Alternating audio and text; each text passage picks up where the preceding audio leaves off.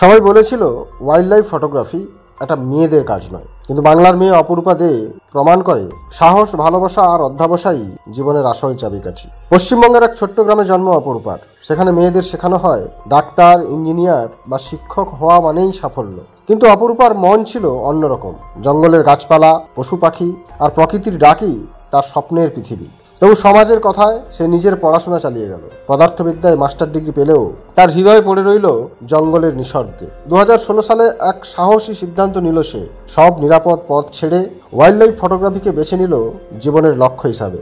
না ছিল কোনো মেন্টর, না ছিল কোনো গাইড। ইউটিউবই হয়ে উঠল তার ক্লাসরুম, প্রকৃতি তার শিক্ষক। দিনের পর দিন জঙ্গলে কাটিয়ে রোদ, বৃষ্টি, ঝড়কে উপেক্ষা করে একটি ছবিতে বন্দি করতে লাগলো পৃথিবীর সবচেয়ে দুর্লভ মুহূর্তগুলোকে। অনেকেই বলেছিল মেয়ে বলেই নাম হয়েছে, কেউ কেউ তার স্বপ্নকে বলেছিল শুধুমাত্র শখ। কিন্তু অপরূপা জানতো এটা শখ নয়, এটা তার আত্মার ডাক। তার ক্যামেরার চোখে ধরা পড়ল বিরল পাখি, বন্যপ্রাণী আর প্রকৃতির অদেখা সৌন্দর্য।